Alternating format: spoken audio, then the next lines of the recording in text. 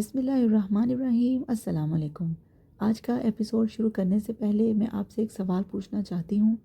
اگر آپ کو پتہ چلے کہ جس پر آپ سب سے زیادہ ٹرسٹ کرتے ہیں وہی آپ کو دھوکہ دے دے تو آپ کیا کریں گے؟ کیونکہ آج کی 7 ایپیسوڈ میں کچھ ایسا ہونے والا ہے جو سب کچھ بدل دے گا۔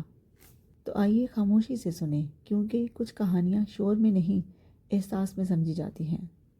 کبھی کبھی کسی کو کم سمجھ لینا سب سے بڑی غلطی ثابت ہو جاتا ہے۔ وہ اسے ایک عام سی لڑکی سمجھتا تھا، ایسی لڑکی جسے نہ آرٹ کی سمجھ ہے نہ زندگی کی۔ اس کے نزدیک وہ صرف ایک ضدی لڑکی تھی جو بار بار اس کے دفتر آ جاتی تھی، کبھی گھر تک پہنچ جاتی تھی اور صرف ایک ملاقات کے لیے اصرار کرتی تھی۔ لیکن وہ ملاقات کیوں ضروری تھی؟ وہ آخر کیا کہنا چاہتی تھی؟ وہ اسے وقت نہیں دیتا، اپوائنٹمنٹ نہیں دیتا، بلکہ دل ہی دل میں یہی سمجھتا ہے کہ وہ بس اس کے پیچھے پڑ گئی ہے۔ مگر کیا واقعی بات اتنی سادہ تھی، یا پھر وہ کچھ ایسا جانتا ہی نہیں جو اس کی پوری سوچ بدل دے؟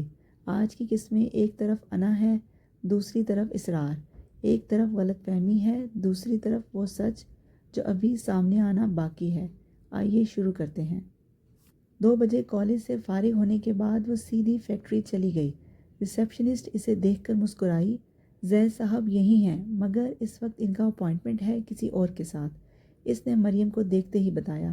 میری بھی ان کے ساتھ اپوائنٹمنٹ ہے، مریم نے کہا۔ آپ کی اپوائنٹمنٹ انہوں نے طے نہیں کی، میں نے انہیں آپ کے بارے میں یاد دلایا تھا۔ NCA کے آج اور بھی کچھ اسٹوڈنٹس آئے تھے اور صبح میں نے آپ کے بارے میں بتایا تو انہوں نے کچھ نہیں کہا، بس یہ کہا کہ میں ان اسٹوڈنٹس کے نام نوٹ کر لوں۔ مریم کو شدید بے عزتی کا احساس ہوا۔ وہ شخص اس کے ساتھ کیا کر رہا تھا؟ آپ انہیں انٹرکام پر بتائیں کہ میں یہاں آئی ہوں، وہ کسی سے ملاقات کر رہے ہیں، اس وقت میں انہیں ڈسٹرب نہیں کر سکتی۔ پلیز آپ انہیں میرے بارے میں بتائیں۔ اگر وہ ملنا نہیں چاہتے تو میں خواہ مخواہ کا انتظار کرنے کے بجائے گھر جانا چاہتی ہوں۔ ریسیپشنسٹ کو اس پر ترس آ گیا۔ اس نے ریسیور اٹھانے کے بجائے اسپیکر فون کا بٹن پریس کرتے ہوئے زید سے رابطہ کیا۔ سر، مس مریم آئی ہیں۔ ناٹ اگین، کیا مصیبت گلے پڑ گئی ہے؟ اس کی جھنجھلاتی ہوئی آواز کمرے میں گونجی۔ مریم کا رنگ فک ہو گیا۔ یار، وہ پھر آ گئی ہے۔ میں اس سے کام نہیں کروانا چاہتا۔ میرا نہیں خیال کہ وہ اتنی قابل ہے، اور میں اس کو فیس بھی نہیں کرنا چاہتا۔ اب بتاؤ کیا کروں؟ وہ اب اندر کسی سے بات کر رہا تھا، مگر اس نے ماؤتھ پیس پر ہاتھ رکھنے کا تکلف نہیں کیا۔ شاید اسے توقع نہیں تھی کہ اس کی باتیں باہر سنی گئی ہیں۔ اس کے دوست نے اس سے کچھ کہا اور زید نے ریسیپشنسٹ سے کہا، مس درخشاں، آپ ان سے کہیں وہ چند دن بعد آئیں، میں مصروف ہوں۔ یس سر، درخشاں نے رابطہ ختم کرتے ہوئے کہا۔ تھینک یو، مریم نے اس کے کچھ بھی کہنے سے پہلے کہا اور ہونٹ کاٹتے ہوئے وہاں سے نکل آئی۔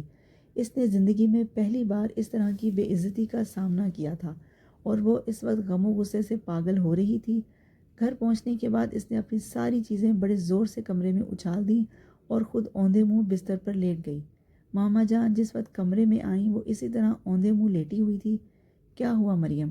ماما جان کو تشویش ہوئی۔ انہوں نے جھکتے ہوئے اس کے کندھے پر ہاتھ رکھا اور وہ جیسے کرنٹ کھا کر اٹھی۔ آپ کی وجہ سے میں ساری زندگی یوں ہی دھکے کھاتی رہوں گی، صرف آپ کی وجہ سے، وہ بھیگے ہوئے چہرے کے ساتھ بلند آواز میں کہہ رہی تھی۔ مریم، ہوا کیا؟ کچھ نہیں ہوا، وہ چلائی۔ آپ میرے لیے کچھ بھی نہیں کریں گی، کبھی بھی نہیں، اور آپ دیکھ لینا میں ایک دن یہاں سے بھاگ جاؤں گی۔ وہ ایک بار پھر اوندے منہ لیٹ کر رونے لگی۔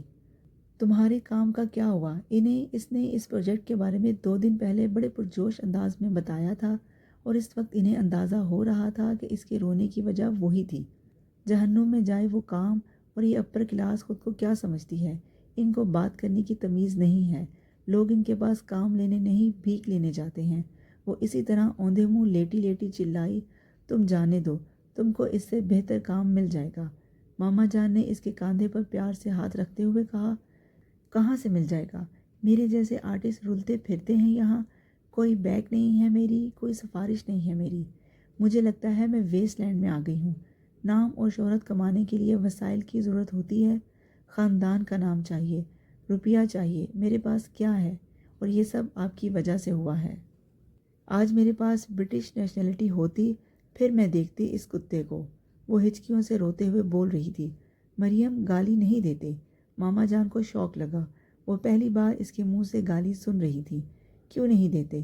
آپ کے پاس نصیحتوں کے علاوہ اور کیا ہے؟ یہ نہیں کرتے، وہ نہیں کرتے۔ ماما جان، دنیا میں رہنے کے لیے سب کچھ کرنا پڑتا ہے، سب کچھ آنا چاہیے، گالیاں دینا بھی آنا چاہیے۔ وہ کس قدر ہرٹ ہوئی تھی ماما جان اس کا اندازہ نہیں کر سکتی تھی، مگر کوئی غیر معمولی بات ضرور ہوئی تھی جس نے اسے اس طرح رونے پر مجبور کر دیا تھا۔ اچھا ٹھیک ہے، تم گالیاں دے لینا، مگر ابھی تو اٹھ کر کھانا کھاؤ، تمہارے لیے میں نے آج کھیر بنائی ہے۔ وہ اس کا کندھا تھپکتے ہوئے بچوں کی طرح اسے بہلانے لگی، مگر مریم بدستور روتی رہی۔ اس نے چونک کر سر اٹھایا اور ایک گہری سانس لے کر رہ گئی۔ ہیلو، کیسی ہیں آپ؟ اسی مدھم اور شستہ لہجے میں وہ اس سے مخاطب تھا۔ میں ٹھیک ہوں، آپ کیسے ہیں؟ اس نے مسکرا کر جواباً کہا۔ میں بھی ٹھیک ہوں، بیٹھ سکتا ہوں؟ وہ سیڑھی کی طرف اشارہ کرتے ہوئے بولا۔ ہاں کیوں نہیں، اس نے خوش دلی سے کہا۔ شکریہ۔ وہ اس کے بالکل ساتھ بیٹھنے کے بجائے 2 فٹ کے فاصلے پر بیٹھ گیا۔ کیتھرین نے کچھ حیران ہو کر اپنے اور اس کے درمیان چھوڑے جانے والی جگہ کو دیکھا۔ آپ کی چوٹیں ٹھیک ہو گئی ہیں؟ اس نے یکدم بات شروع کی۔ ہاں تقریباً۔ میں بہت دنوں سے آپ کا انتظار کر رہا تھا۔ میرا خیال تھا آپ روز یہاں آتی ہیں، مگر پچھلے 2 ہفتے سے میں نے آپ کو یہاں نہیں دیکھا۔ نہیں، میں روز یہاں نہیں آتی، کبھی کبھار کافی لے کر یہاں آتی ہوں، 1-2 گھنٹے بیٹھنے کے بعد چلی جاتی ہوں۔ وہ مسکرایا۔ اس نے اعتراف کرتے ہوئے کہا کہ میرا اندازہ غلط تھا۔ کیتھرین کو احساس ہوا کہ اس کی آنکھیں بہت چمکدار تھیں۔ میں آپ کی خیریت دریافت کرنا چاہتا تھا، لیکن آپ نے اس دن غلط نام اور ایڈریس بتایا تھا، تو ظاہر ہے یہ ممکن نہیں تھا۔ کیتھرین کا چہرہ ایک لہجے کے لیے سرخ ہوا۔ آپ کو کیسے پتہ چلا کہ میں نے غلط نام اور ایڈریس بتایا تھا؟ آپ بہت وقت لے رہی تھیں نام بتانے میں، اصلی ہوتا تو فوراً بتا دیتی۔ کیتھرین نے اپنی شرمندگی چھپانے کے لیے نظر گراؤنڈ کی طرف کر لی۔ میرا نام مظہر ہے، میں یہاں قانون کی تعلیم حاصل کر رہا ہوں، آخری سال ہے میرا۔ آپ کا نام جان سکتا ہوں اگر آپ کو کوئی اعتراض نہ ہو تو؟ اس نے اپنا تعارف کرواتے ہوئے کہا۔ میرا نام کیتھرین براؤن ہے۔ کیتھرین کو اندازہ ہوا کہ اس کے پاس تعارف کروانے کے لیے نام کے علاوہ کچھ بھی نہیں ہے۔ پڑھتی ہیں آپ؟ نہیں، میں ایک اسٹور میں کام کرتی ہوں۔ مظہر نے مزید کچھ نہیں پوچھا۔ کچھ دیر خاموشی رہی۔ اس دن جو بھی ہوا وہ میں بالکل سمجھ نہیں سکی۔ میں نہیں جانتی میں نے ایسا کیوں کیا تھا۔ بعد میں مجھے بہت افسوس ہوا۔ کیتھرین نے کچھ سوچنے کے بعد بات شروع کرتے ہوئے کہا۔ میں آپ سے ایکسکیوز کرتی ہوں، میں نے زندگی میں پہلی دفعہ ایسی حرکت کی۔ آپ نے واقعی بہت بری حرکت کی تھی، اور میرے ساتھ بھی زندگی میں پہلی دفعہ ایسا ہوا۔ آپ نے ایسا کیوں کیا، اور میرے ساتھ ہی کیوں؟ میں تو بہت مہذب طریقے سے بات کر رہا تھا آپ سے، اور صرف یہ کہہ دینا کہ مجھے افسوس ہے، یہ کافی نہیں ہے۔ مظہر نے انتہائی صاف گوئی کا مظاہرہ کیا۔ وہ کپ دونوں ہاتھوں کے درمیان گھماتے ہوئے سر جھکائے بیٹھی تھی۔ آخر اتنا غصہ کس بات پر آیا آپ کو؟ وہ اب پوچھ رہا تھا۔ میرا باپ پاکستان سے تھا، کیتھرین نے سر اٹھا کر اس سے کہا۔ میری پیدائش سے پہلے ہی وہ میری ماں کو چھوڑ گیا، دوبارہ کبھی نہیں آیا۔ لیکن میرا آپ کے باپ سے کیا تعلق ہے؟ آپ بھی پاکستانی ہیں؟ سوری، لیکن آپ کی لاجک میری سمجھ میں نہیں آئی۔ اگر آپ کے والد آپ کو چھوڑ گئے تو اس کا مطلب تو نہیں کہ آپ ہر پاکستانی پر تھوکیں گی اور اسے گالیاں دیں گی۔ وہ 2 ٹوک انداز میں کہہ رہا تھا۔ یہاں کا کوئی شخص بھی چھوڑ کر جا سکتا تھا، آپ کی ماں کو۔ پھر کیا آپ سڑک پر چلنے والے ہر شخص پر تھوکنا شروع کر دیں گی؟ وہ سر جھکائے بیٹھی رہی۔ ویسے بھی یہ کوئی اتنی بڑی بات نہیں ہے۔ یہاں اس سوسائٹی میں اکثر بوائے فرینڈز اپنی گرل فرینڈز اور اولاد کو چھوڑ کر چلے جاتے ہیں، اور بعض دفعہ شوہر بھی۔ پھر اس میں اتنا ٹچی ہونے کی کیا ضرورت ہے؟ وہ اس کی بات کاٹ دینا چاہتی تھی کہ اس کے باپ کے اس طرح چلے جانے سے اس کی ماں اور اس کی زندگی کو کس طرح تباہ کر دیا تھا۔ ایک سے زندگی چھینی تھی اور دوسرے سے عزت۔ مگر پھر اسے یاد آیا 2 ہفتے پہلے اس شخص نے اس پر کتنی عنایات کی تھی۔ اس کا غصہ جھاگ کی طرح بیٹھ گیا۔ وہ مسلسل بول رہا تھا۔ اچھے برے لوگ ہر جگہ ہوتے ہیں، کوئی بھی معاشرہ صرف اچھے یا صرف برے لوگوں پر مشتمل نہیں ہوتا، اور یہ تو کبھی نہیں ہو سکتا کہ آپ ایک شخص کی برائی کی سزا پورے معاشرے کو دینا شروع کر دیں۔ بولتے بولتے مظہر کو خیال آیا وہ بہت دیر سے خاموش ہے۔ وہ بھی یکدم خاموش ہو گیا۔ اسے احساس ہونے لگا کہ شاید وہ ضرورت سے زیادہ بول گیا تھا۔ ان دونوں کے درمیان خاموشی کا ایک طویل وقفہ آیا۔ پھر مظہر نے پوچھا، آپ کی ماں نے دوسری شادی نہیں کی؟ نہیں۔ کوئی بہن بھائی ہیں آپ کے؟ نہیں۔ آپ لوگوں نے ایمبیسی کے ذریعے انہیں ڈھونڈنے کی کوشش نہیں کی؟ میں اس بارے میں کچھ نہیں جانتی۔ میں نے کبھی اپنی ماں سے اس بارے میں بات نہیں کی۔ اگر آپ کی ماں چاہیں تو میں اس سلسلے میں آپ لوگوں کی مدد کر سکتا ہوں۔ اب اس کی ضرورت نہیں۔ کیوں؟ پچھلے سال ان کا انتقال ہو گیا۔ وہ چپ چاپ اسے دیکھتا رہا۔ کیتھرین کا چہرہ بے تاثر تھا۔ آپ کس کے ساتھ رہتی ہیں؟ میں اکیلی رہتی ہوں۔ وہ گراؤنڈ میں کھیلتے ہوئے لوگوں کو دیکھ رہی تھی۔ مظہر بھی گراؤنڈ کی طرف دیکھنے لگا۔ کرکٹ میں دلچسپی ہے آپ کو؟ مظہر نے چند لمحوں کی خاموشی کے بعد بات کا موضوع بدل دیا۔ صرف دیکھنے کی حد تک۔ وہ مسکرائی۔ میں کھیلتا ہوں مگر اچھا کھلاڑی نہیں ہوں۔ سامنے گراؤنڈ میں میرے دوست کھیل رہے ہیں۔ ہم ہر روز یہاں آتے ہیں۔